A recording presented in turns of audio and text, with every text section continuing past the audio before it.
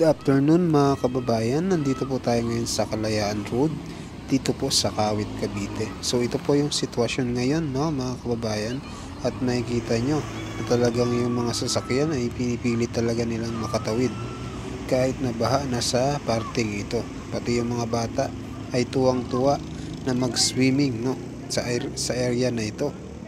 So ito nga po dahil wala pa ring patuloy pa rin yung pananalasa ng bagyong Karina, no? Dahil dito po ay talagang ang ilang bahagi ng Cavite ay binabaha na. Hindi lang po dito sa Cavite, maging sa parte po ng NCR at lalong-lalo na po dyan sa Marikina River. Talagang patuloy mga kababayan. So dito tayo napunta dahil nakita natin na talagang medyo malapit na po, babaywang na po, no, yung baha dito mga kababayan. So sana yung mga dumadaan dito ay wag na sigurong pilitin, baka maghanap muna ng ibang madaanan para yung mga sasakyan nila ay hindi naman masira mga kababayan. So ayan, panoorin nyo mga kababayan yung full video na ito para malaman nyo kung ano yung mga nangyayari dito sa lugar na ito, dito po sa Kalayaan Road.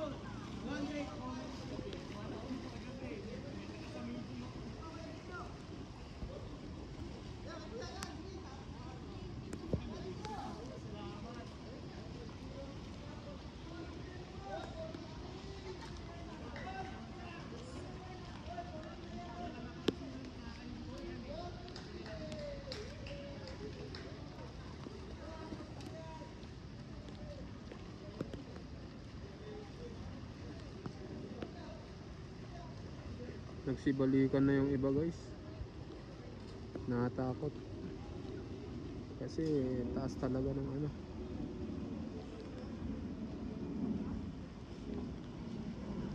ng baha dito. Yung bata oh.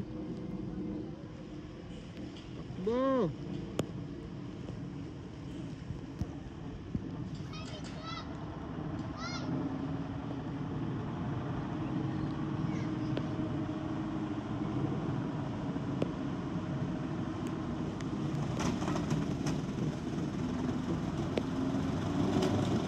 Kaya bulwak-bulwak guys ah.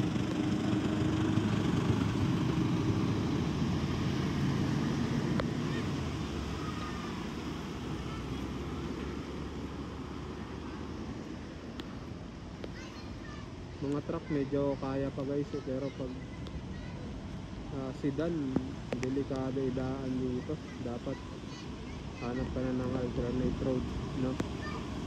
Para hindi delikado.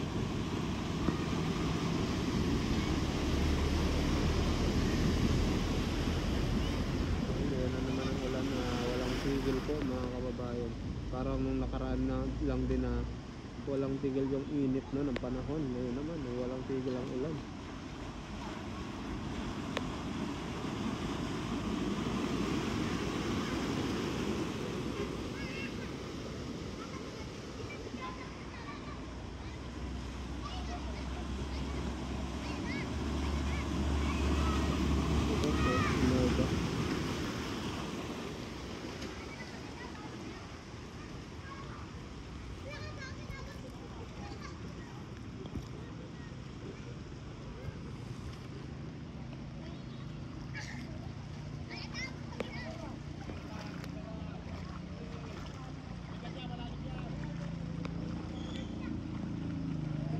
Ito.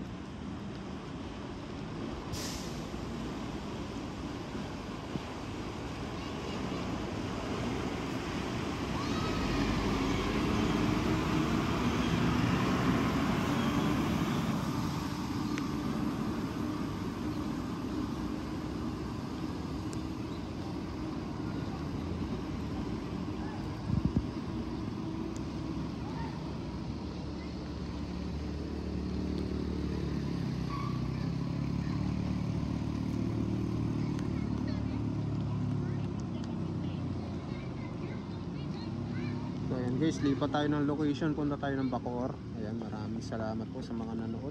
Thank you. Eric na yung motor ni Kuya.